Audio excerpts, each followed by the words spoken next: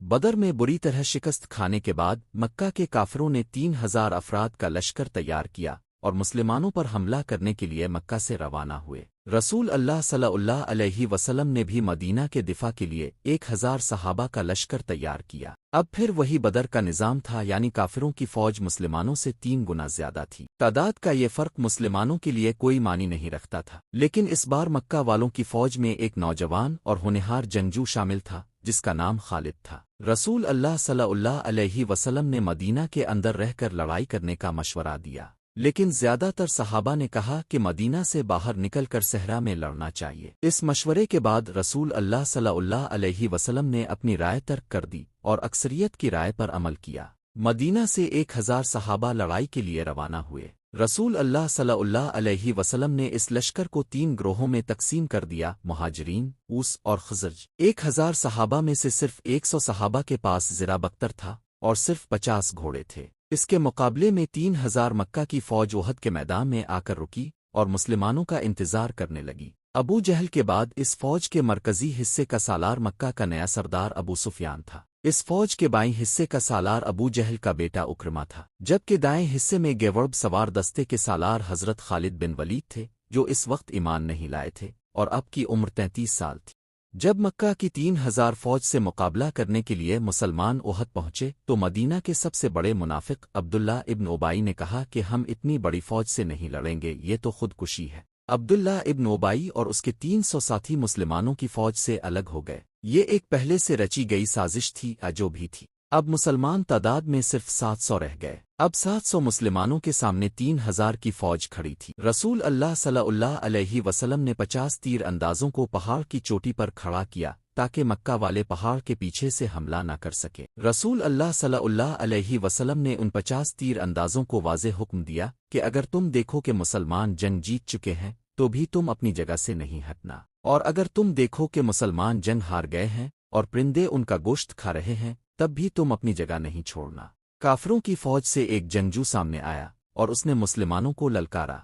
हजरत अली ने इसको बड़ी आसानी से चंद लम्हों में कत्ल कर दिया। इसके बाद इसका भाई मैदान में आया और हजरत हमजा ने इसको खत्म कर दिया। इसी तरह काफिरों की फौज में से बहुत से लोग आगे आते रहे और मुसलमानों के हाथों खत्म होते रहे।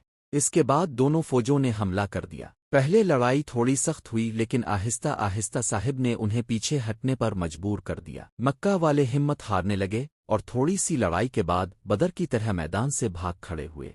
अब साफ तौर पर दिखाई दे रहा था कि मुसलमानों ने जंग जीत ली है, इसलिए पहाड़ पर खड़े 50 तीर अंदाजों में से 41 तीर अंदाज माल गनीमत जमा करने के लिए पहाड़ से नीचे उतर गए और पहाड़ के ऊपर अब सिर्फ 9 तीर अंदाज रह गए थे। इस मौके का फायदा उठाते हुए खालिद बिन वलीद ने पहाड़ के पीछे से बिजली की सी तेज रफ्तारी से आगे बढ़कर मुसलमानों पर हमला कर दिया। अब जंग का पांसा पलट चुका था। मुसलमान जीती हुई जंग की बजाय 2 फौजों के दरमियान फंस गए थे। अब आहिस्ता आहिस्ता बहुत से सहाबा शहीद होने लगे। इसी जंग में हजरत हमजा को एक हबशी गुलाम वहशी ने शहीद कर दिया। इन दोनों फौजों के दरमियान लड़ते हुए मुसलमानों में ये अफवाह फैल गई कि मोहम्मद सल्लल्लाहु अलैहि वसल्लम भी शहीद हो गए।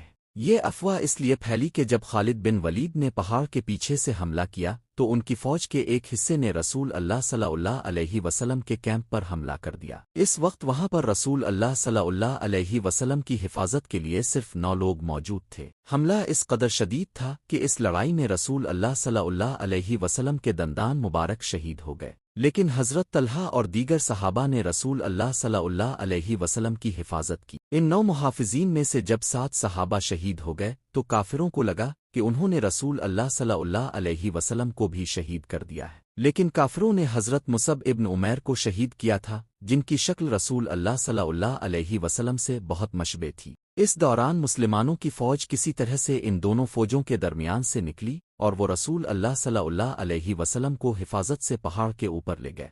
पहाड़ के ऊपर पहुंचकर मुसलमानों ने अपनी सफ़ों को दुरुस्त किया और दोबारा जंग के लिए तैयार हो गए। मक्का वालों के घोड़े पहाड़ पर नहीं चढ़ सकते थे और घोड़े के बगैर उनकी रफ्तार बहुत कम हो जाती। मुसलमान ऊपर से उन पर तीर बरसाते, जिससे काफिरों का बहुत जानी नुकसान होता।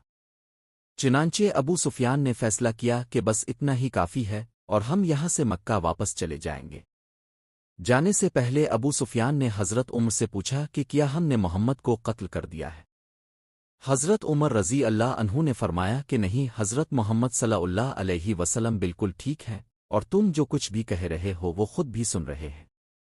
یہ سن کر ابو سفیان کو بہت غصہ آیا، کیونکہ اس نے یہ جنگ محمد کو شہید کرنے اور مدینہ پر قبضہ کرنے کے لیے لڑی تھی، لیکن اسے ان میں سے کوئی بھی مقصد حاصل نہیں ہوا، اور وہ ناکام، وہ نامراد مکہ واپس چلا۔ بہت سے مورخین اسے مسلمانوں کی مکمل شکست کہتے ہیں، لیکن کچھ مورخین ایسے بھی ہیں جو یہ کہتے ہیں کہ یقیناً مسلمانوں نے بہت نقصان اٹھایا، لیکن کافروں کو بھی کوئی مقصد حاصل نہیں ہوا۔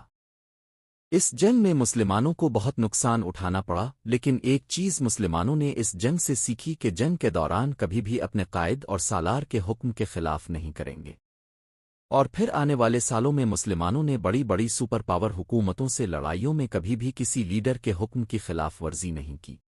اس جنگ کے بعد کافروں کی فوج مکہ واپس چلی گئی، لیکن اس بار ابو سفیان نے پورے عرب سے 10,000 کا لشکر جمع کیا اور مسلمانوں پر حملہ کرنے کی تیاری شروع کر دی۔ دوستوں، غزوہ احد سے ہمیں یہ سیکھنے کو ملا ہے کہ رسول اللہ صلی اللہ علیہ وسلم کی اطاعت ہر حال میں ضروری ہے۔ جیت ہار اصل نہیں، نیت، صبر اور حکم کی پیروی اصل کامیابی ہے۔ دوستوں، غزوہ احد صرف ایک جنگ نہیں، ایک زبردست سبق ہے۔